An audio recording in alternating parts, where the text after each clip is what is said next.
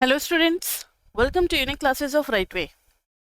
आज बच्चे हम लोग एडवांस्ड इकोनोमेट्रिक्स में फर्स्ट चैप्टर स्टार्ट करने जा रहे हैं और बुक हमारी रहेगी जे एम वुल्ड्रिज। कौन सी बुक रहेगी? जे एम वुल्ड्रिज। पहले गुजराती से पढ़ाया जाता था, अब बुक चेंज हो गई है तो वुल्ड्रिज बुक से हमें कवर करना है। वुल्ड्रिज बुक आपने सेमेस्टर 4 में भी पढ़ा होगा और उसमें हमने न्यूमेरिकल एग्जाम्पल्स किए थे काफ़ी सारे चैप्टर्स के। वही बुक है जिसका हमने न्यूमेरिकल एग्जाम्पल किया था ना, थ्रू सॉफ्टवेयर आर। तो वही बुक अब इस बार लग गई है, तो पूरी की पूरी उसी बुक को कवर करना है हमें। तो उस बुक से आपके कुछ सिलेबस के टॉपिक्स हैं, जैसे 1, 2, 3, 4। ये जो 4 चैप्टर ये आप पहले पढ़ चुके हो, फोर्थ सेम में पढ़ चुके हो, तो इसमें बहुत ज़्यादा टाइम नहीं लगेगा। आप जब पढ़ोगे तो आपको याद आता जाएगा सारी चीज़ें। और फोर्थ सेम का आपने इकोनोमेट्रिक्स अगर संभाल करके रखा हुआ है तो आप उसका 2, 3, 4 ये 3 चैप्टर आप रिवाइज कर जाओ। उसके बाद से जो न्यू चीज़ होगा जो इस बार सिलेबस में हमें स्पेशली पढ़ना है सेमेस्टर 5th में, वो है 12, 13, 14, 15, 16, 17। ये चैप्टर के जो जो सेक्शन होंगे सिलेबस में वो हम लोग कवर करेंगे। तो 12 से लेकर के 17 तक करना है। लेकिन सिलेबस के फर्स्ट यूनिट और सेकेंड यूनिट में, फर्स्ट यूनिट में चैप्टर 1 है और सेकेंड यूनिट में 2, 3, 4 है। तो इन चारों चैप्टर को भी हम लोग एक नज़र देखते हुए चलेंगे, क्योंकि जब मैंने ये वाली बुक पूरी देखी तो इसमें थोड़ा अलग ट्रीटमेंट करके समझाया हुआ है। जैसे सम से, एसएसटी से, सबसे समझाया हुआ है, टीएसएस, आरएसएस, इन सब से। और वहाँ पे थोड़ा सा लैंग्वेज अलग था। मतलब एक ही चीज़ को, अब जैसे हार्ट का सर्जरी करना है तो काम तो वही होगा ना।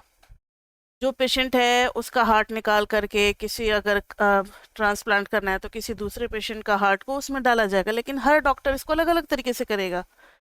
तो वही चीज़ है, सेम चीज़ है, लेकिन हर बुक में कुछ ना कुछ चीज़ें बदल जाती हैं। इसलिए बिल्कुल इग्नोर करके आगे बढ़ना सही नहीं है। क्या होगा, एक चैप्टर में 1 से 2 क्लास लग जाएगी या 3 क्लास लग जाएगी, उससे ज़्यादा नहीं लगना। सब कुछ आपको पहले से पता है, बस मुझे याद दिलाते जाना। और इस बुक में जो नई बातें हैं वो सब मुझे करा देना है। किस में? चैप्टर 1, 2, 3, 4 में।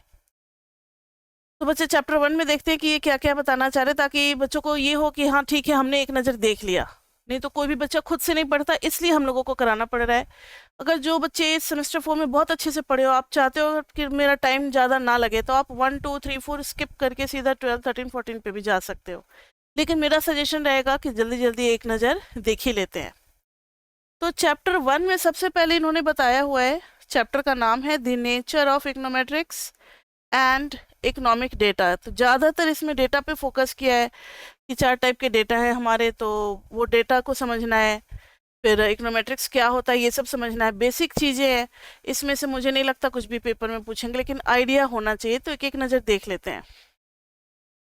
अगर कोई पूछे व्हाट इज़ इकोनोमेट्रिक्स, तो आप लोग इतना पढ़ रखे हो इसे प्रीवियस सेमेस्टर में, तो बता सकते हो इकोनोमेट्रिक्स क्या है।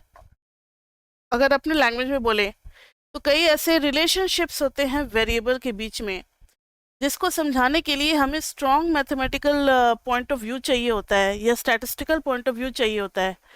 वो फिर माइक्रो मैक्रो में पॉसिबल नहीं है, क्योंकि वहाँ थोड़ा थ्योरेटिकल टच हो जाता है। तो उसको अलग से, जितना भी मेजरमेंट होता है, मेजरमेंट ज़्यादा अगर मैथमेटिकल टच होने लगा तो फिर उसको इकोनोमेट्रिक्स में डाल दिया जाता है। समझ में आ गई बात?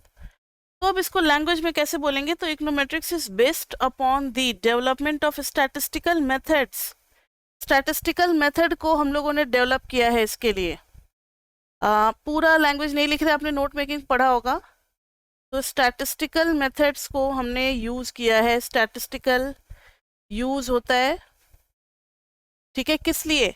तो method for estimating economic relationship.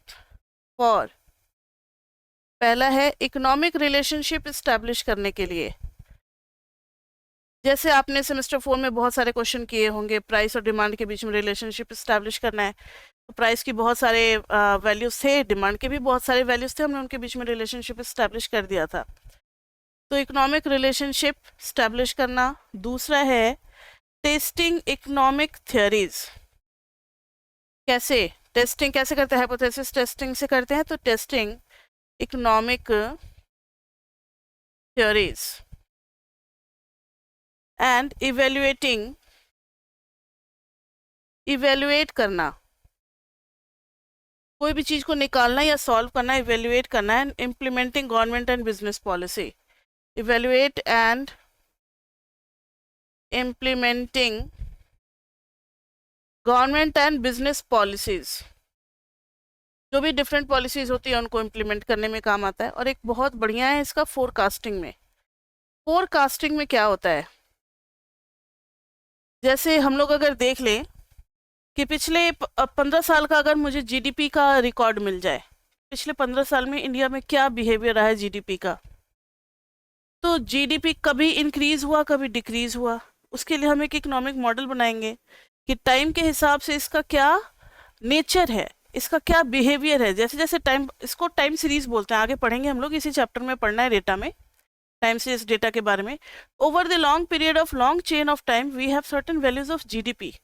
फिर हम जीडीपी का टाइम के साथ एक स्टैब्लिश करेंगे रिलेशनशिप की, जैसे जैसे टाइम बढ़ रहा है जीडीपी का बिहेवियर क्या हो रहा है। नो डाउट कभी कम हो रहा होगा कभी ज़्यादा हो रहा होगा, लेकिन ओवरऑल नेट इफेक्ट दे देगा हमें कौन, इकोनोमेट्रिक मॉडल। अब उस मॉडल में मान लो अभी चल रहा है, सपोज करो हम लोग 2030 का या 2040 का एस्टिमेट करना चाह रहे हैं कि 2040 में क्या कंडीशन होगी इंडिया की। भाई लोग फ्यूचर का भी सोच करके कुछ पॉलिसीज बना करके रखते हैं, गवर्नमेंट बॉडीज में ये सब कुछ चल रहा होता है। आपको पता होगा कि हाँ, हमारे कंट्री के बहुत सारे जो पॉलिसीज हैं, मनमोहन सिंह भी हमारे डी स्कूल से पढ़े हैं, तो डी स्कूल के करीब 200 मेंबर्स का एक टीम होता था जो उनको असिस्ट करता था। ठीक है, तो डी स्कूल मतलब इकोनॉमिस्ट के बहुत ज़्यादा कलेक्शन है, अच्छे अच्छे। तो उनका जो सजेशन होता था काफ़ी वैल्यूएबल था। तो हमारे कंट्री के पॉलिसीज में डी स्कूल के पैनल का काफ़ी बड़ा रोल था। तो इकोनॉमिस्ट जो हैं उनको काफ़ी ज़्यादा नॉलेज होती है, वो सारा नॉलेज एक्वायर किए होते हैं, सारे पढ़ पढ़ के बुक्स वगैरह डेली लाइफ से जोड़ करके। उनको पता होता है कि अगर पिछले 15 साल में इसका ट्रेंड ये रहा है तो फिर 15 साल बाद इसका क्या ट्रेंड होने वाला है। जीडीपी बहुत ज़्यादा डाउन जाने वाला है, हमारी कंट्री कहीं की नहीं बचेगी, जो कि पाकिस्तान वाले नहीं पता लगा पाए। तो अगर हमें पता लग रहा है कि हमारी जीडीपी आगे चल करके गिरने वाली है, तो हम आज से उसको स्ट्रांग बनाने के लिए कुछ मेजर्स लेंगे। भाई मेक इन इंडिया करेंगे या कुछ और करेंगे, फॉरेन पॉलिसीज को अट्रैक्ट करेंगे, फॉरेन इन्वेस्टर को बुलाएंगे, उनको टैक्स थोड़ा कम देंगे। दूसरे कंट्री वाले जितना उनसे टैक्स कलेक्ट कर रहे हैं उससे थोड़ा सा हम कम टैक्स कलेक्ट करेंगे, तो फॉरेन इन्वेस्टर सोचेंगे ना भाई इंडिया में तो हमें टैक्स कम देना पड़ेगा, सारा इनकम हम अपनी कंट्री ला सकते हैं, तो वो फिर हमारे यहाँ इन्वेस्ट करेंगे।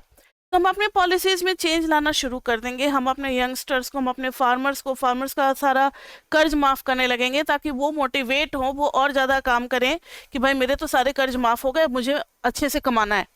तो बहुत कुछ राइज हो जाता है। तो ये सब होता है पॉलिसी मेकिंग। पॉलिसी मेकिंग होता है फोरकास्टिंग के बाद। अगर फ्यूचर का हमें पता लग जाए कि अगर इसी तरीके से चलता रहा तो फ्यूचर में ये कंडीशन होने वाली है, उसको फिर हम लोग आज ही कुछ पॉलिसी बना करके फ्यूचर में कंट्रोल कर सकते हैं। इन्हीं सब चीज़ों के लिए यूज होता है इकोनोमेट्रिक्स मॉडल।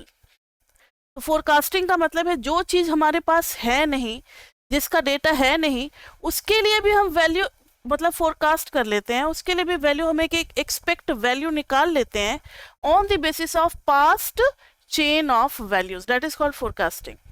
ठीक है, तो ये सब आपको पता है। इसके बाद से हमें पढ़ना है डेटा के बारे में। तो डेटा बच्चे दो टाइप के होते हैं, एक होता है एक्सपेरिमेंटल डेटा, एक होता है नॉन एक्सपेरिमेंटल डेटा, ये आपको पता है।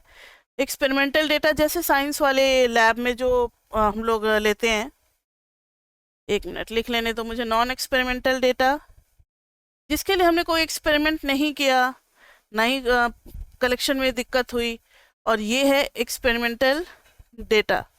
अब एक्सपेरिमेंट कर कर के जो रिजल्ट आ रहा है उसको हम लोग डेटा में स्टोर कर रहे हैं, that is called experimental data. और एक होता है नॉन एक्सपेरिमेंटल डेटा जिसके लिए कोई एक्सपेरिमेंट करने की जरूरत नहीं है। तो इसके लिए सुन लो आप, नॉन एक्सपेरिमेंटल डेटा में है not accumulated through controlled experiment, not through controlled experiment. इसमें कोई एक्सपेरिमेंट नहीं किया जाता, इसमें कोई एक्सपेरिमेंट नहीं किया जाता। और इसमें क्या करते हैं हम लोग, एक्सपेरिमेंट करते हैं, लाइक लैब, इन सब में एक्सपेरिमेंट इसमें नहीं करते हैं। Also known as observational data, इसका दूसरा नाम भी है ऑब्जर्वेशनल डेटा। बस ऑब्जर्व किया और लिख दिया, कोई एक्सपेरिमेंट हमने नहीं किया, कोई एक्टिविटी नहीं की, ऑब्जर्वेशनल डेटा भी बोलते हैं। या फिर हम इसको रेट्रोस्पेक्टिव डेटा भी बोलते हैं।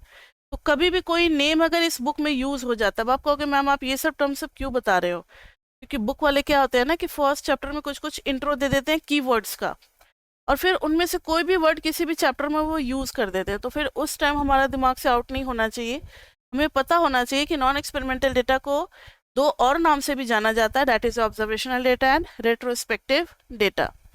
नेक्स्ट इज एक्सपेरिमेंटल लैब, और ये ज़्यादातर नेचुरल साइंसेज में यूज होता है। नेचुरल साइंसेज में जैसे वैक्सीन का अगर हमें बनाना है, वो कोरोना का अगर वैक्सीन बनाना है, तो वहाँ पे नॉन एक्सपेरिमेंटल डेटा से बात नहीं बनेगी, वहाँ पे हमें एक्सपेरिमेंट करके करना पड़ेगा।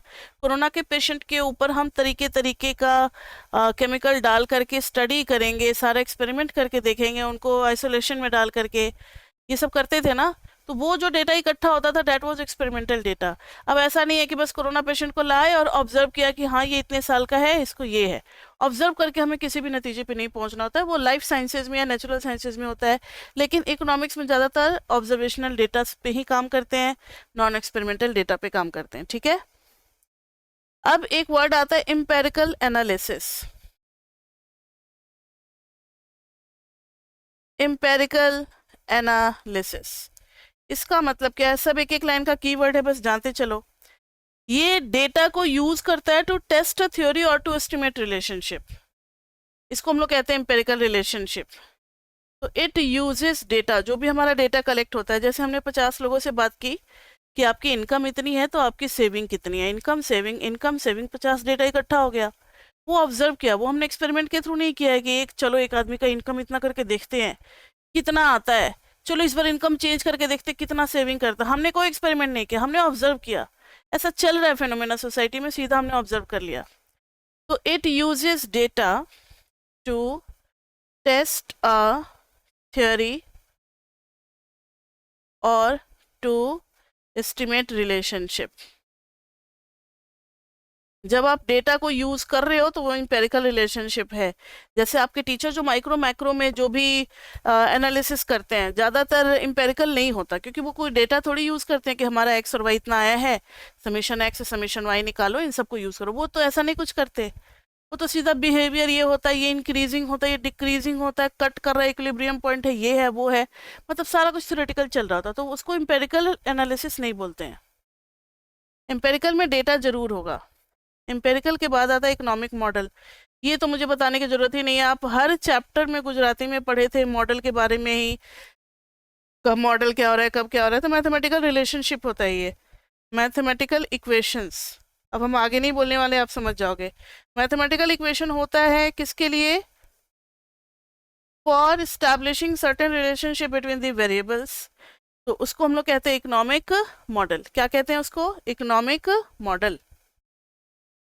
तो ये सब तो हम लोगों ने किया हुआ है, बहुत सारा एजम्पशंस वगैरह भी किया हुआ है। थोड़ा अगर आप पढ़ना चाहते हो तो न्यूज़पेपर जैसे फर्स्ट चैप्टर को एक एक घंटे में भी आप फास्टली रीड आउट कर सकते हो, वैसे मुझे नहीं लगता ज़रूरत है। फिर है स्ट्रक्चर ऑफ, नेक्स्ट टॉपिक शुरू हो रहा है बच्चे, structure of, structure of economic data. यही बस अलग सा टॉपिक है जिसको हमें जानने की ज़रूरत है। स्ट्रक्चर ऑफ इकोनॉमिक डेटा, तो इसमें 4 टाइप के इकोनॉमिक डेटा के बारे में पढ़ना है। पहला है cross sectional data. Cross sectional data क्या होता है कि किसी एक पर्टिकुलर टाइम पे हम जब रिकॉर्ड करते हैं ऑब्जर्वेशन को, डेटा को, तो वो कहलाता है क्रॉस सेक्शनल डेटा। जैसे 2000 कोई भी ले लो, 2030 का, 2030 में हमारा जीडीपी और इन्फ्लेशन रेट क्या है, अगर इस दोनों को करते हैं, जो भी जीडीपी और इन्फ्लेशन रेट जो भी रिकॉर्ड किया गया वो हमारा कहलाएगा क्रॉस सेक्शनल डेटा। अगर हर स्टेट का जीडीपी और इन्फ्लेशन रेट अगर हम लोग देखें, तो वो जो भी स्टेट है 29, 30, अगर 30 ऑब्जर्वेशन हमारा आता है तो वो कहलाएगा क्रॉस सेक्शनल डेटा, क्योंकि वो पर्टिकुलर पॉइंट ऑफ टाइम पे लिया गया है। उसके बाद से है time series data. Time series में बच्चे टाइम चेंज करता है, over a long chain of time हम लोग डेटा को जब रिकॉर्ड करते हैं, जैसे आप समझ लो जीडीपी ऑफ लास्ट 20 ईयर्स, तो लास्ट 20 ईयर्स को जो भी जीडीपी होगा 2011, 2012, 2013 यहाँ से स्टार्ट करते हैं। तो ये जो टाइम के हिसाब से जो जीडीपी होगा, this is called time series data. इसमें बहुत सारे टाइम के चेन इन्वॉल्व होंगे। जरूरी नहीं है कि टाइम हमेशा हमारा क्या हो, टाइम हमेशा हमारा एनुअल हो, ये कोई जरूरी नहीं है। टाइम मंथली भी हो सकता है, उसको हम लोग फ्रीक्वेंसी बोलते हैं। क्या बोलते हैं? फ्रीक्वेंसी। क्या बोलते हैं उसको? उसको बोलते हैं बच्चे डेटा फ्रीक्वेंसी। तो डेटा फ्रीक्वेंसी जो है वो डेली भी हो सकता है, जैसे कि स्टॉक प्राइस डेली देखा जाता है।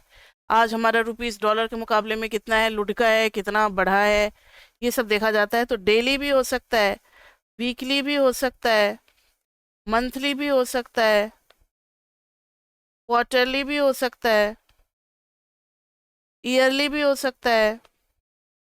ईयरली, 5 ईयरली, पंचवर्षीय योजना 5 ईयरली भी हो सकता है, ओवर डिकेड भी हो सकता है।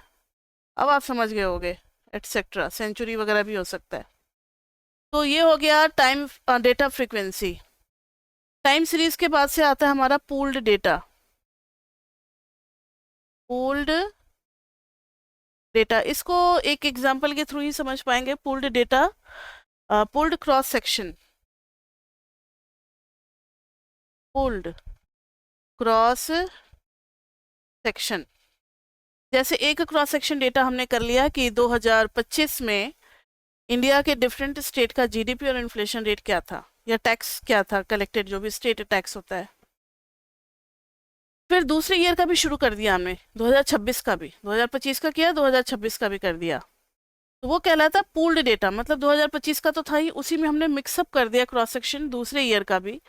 तो इसको कहते हैं पूल्ड डेटा। अगर हम डेटा को मतलब एक तरीके से आप समझ सकते हो कि पुल करके लाते हैं या मिक्सअप कर देते हैं, that is called pulled cross section data. Example है बुक में, देखोगे तो समझ में आ जाएगा।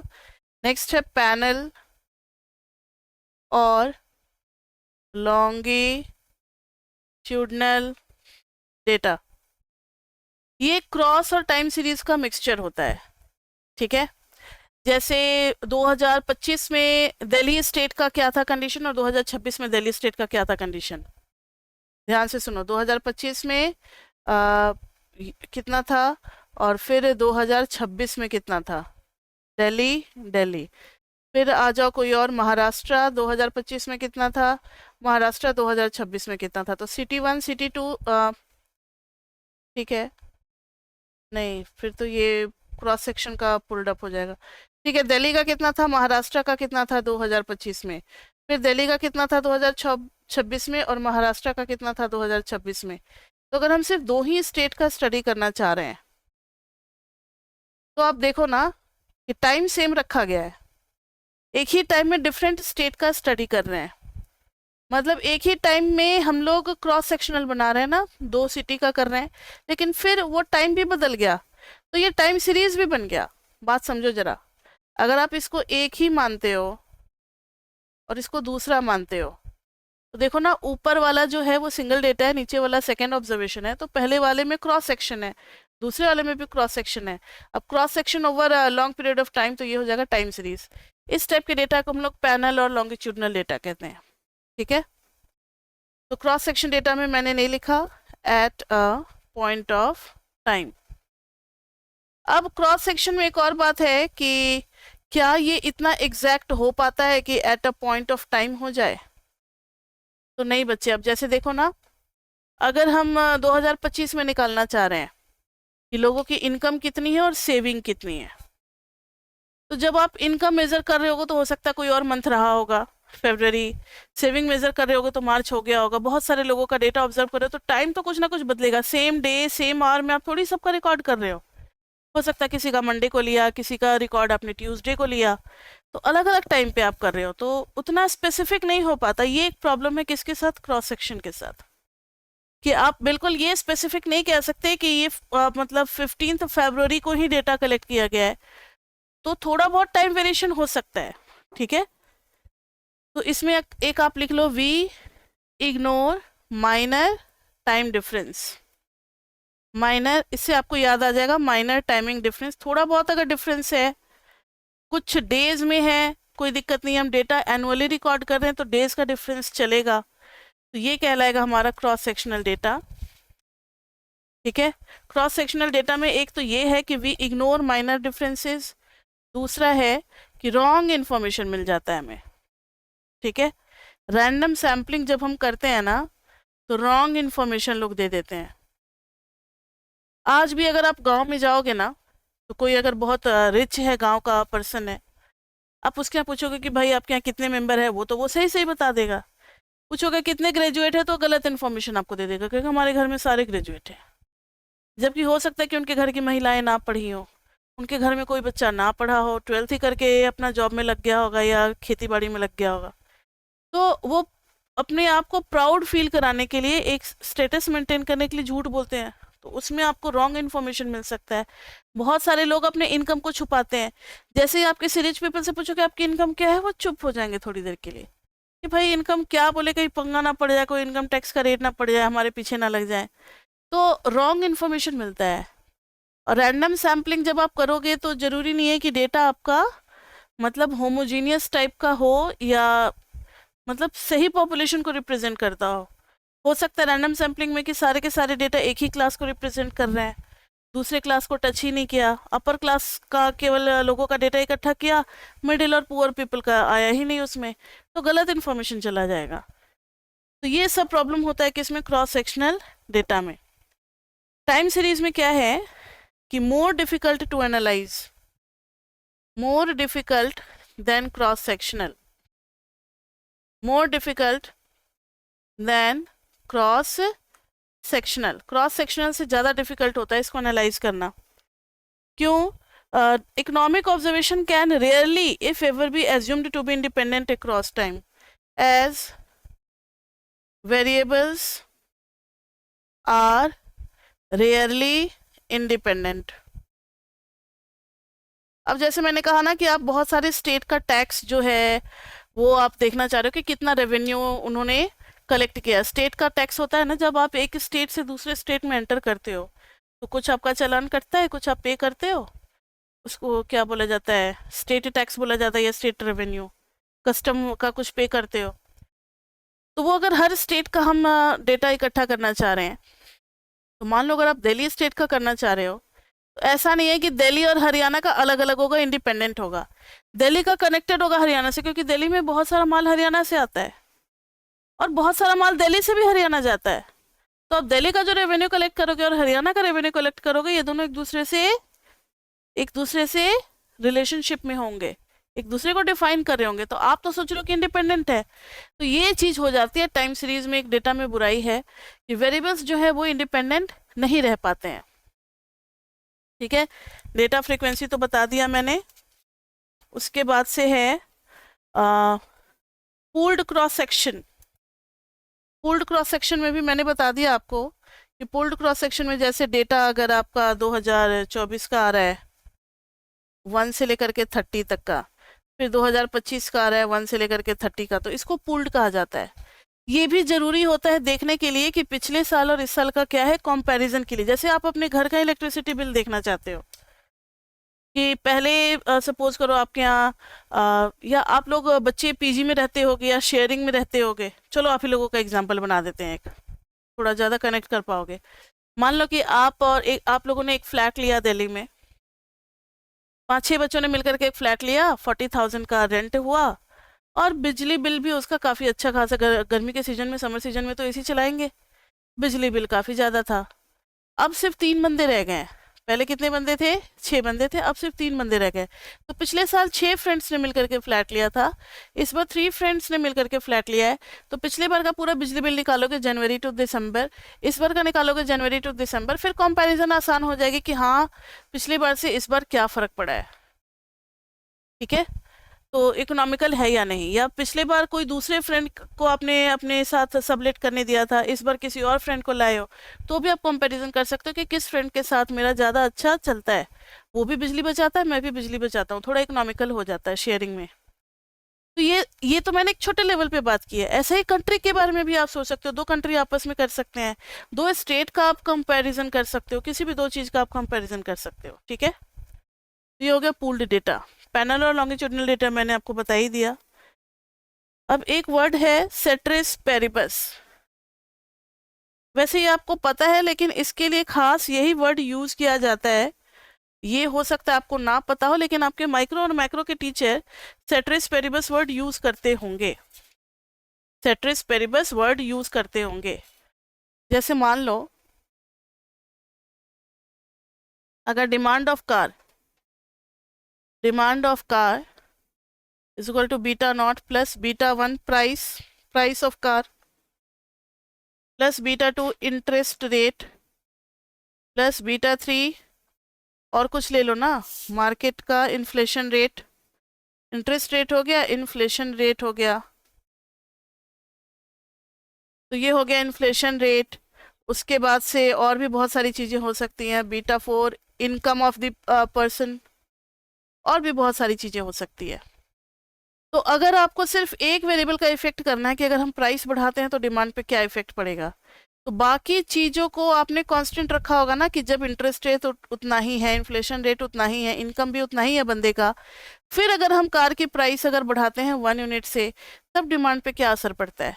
तो ऐसा तो हम लोग पहले यूज करते थे, कीपिंग अदर फैक्टर्स कांस्टेंट, लेकिन अब उसके लिए सेट्रिस पेरिबस यूज किया जाता है। तो ये हर जगह आपको लिखा हुआ मिल जाएगा सेट्रिस Paribas.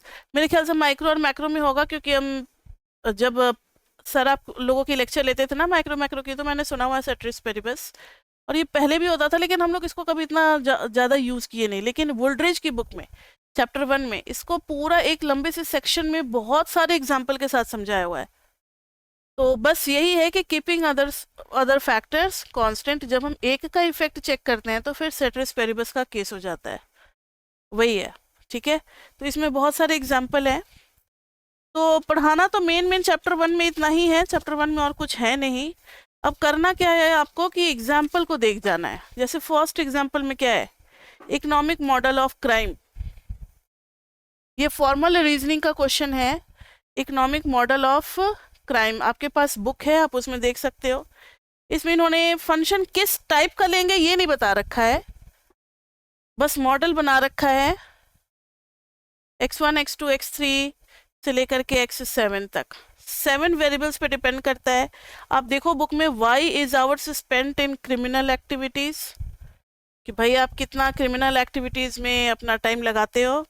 x1 is the ways for an hour spent in criminal activities. मान लो अगर आप रोज क्रिमिनल एक्टिविटीज में 5 घंटे लगा रहे हो, 5 घंटा अपना सर्विस दे रहे हो, और आपको मिल रहा है 5 लाख, यानी 1 घंटे का कितना मिल रहा है आपको, 1 lakh.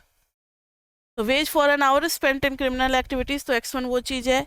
x2 is hourly ways in legal employment. अगर आप ये चोरी ना करके कोई साफ सुथरा काम कर रहे होते तो वो वेज हो गया, इन आवरली वेज हो गया 1 घंटे का इन लीगल एम्प्लॉयमेंट।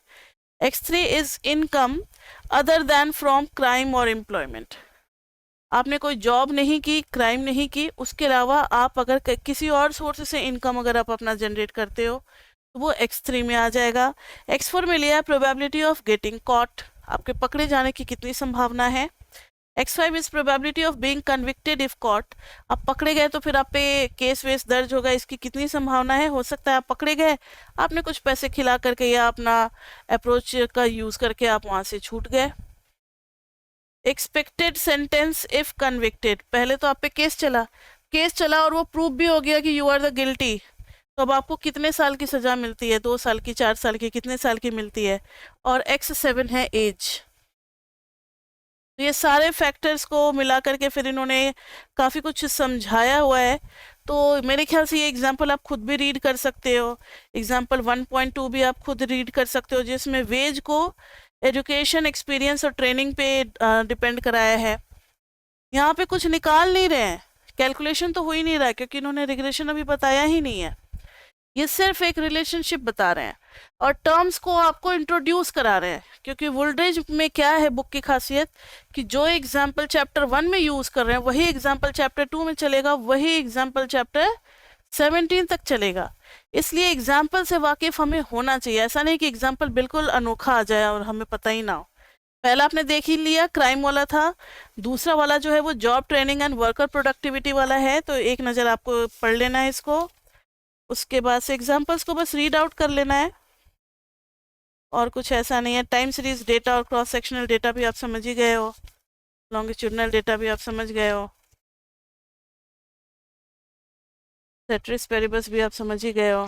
फिर है example 1.3 effects of fertiliser on crop yield, मतलब क्रॉप का कितना इल्ड हो रहा है जब हम फर्टिलाइजर यूज कर रहे हैं। तो इसके लिए सेट्रिस पेरिबस में क्या करना है थोड़ा समझ लो। सबसे पहले तो अगर मुझे इफेक्ट चेक करना है फर्टिलाइजर का कि फर्टिलाइजर कितना अफेक्ट कर रहा है प्रोडक्शन को, अगर हम 1 यूनिट ज़्यादा फर्टिलाइजर का यूज़ करें तो प्रोडक्शन में कितना चेंज होगा।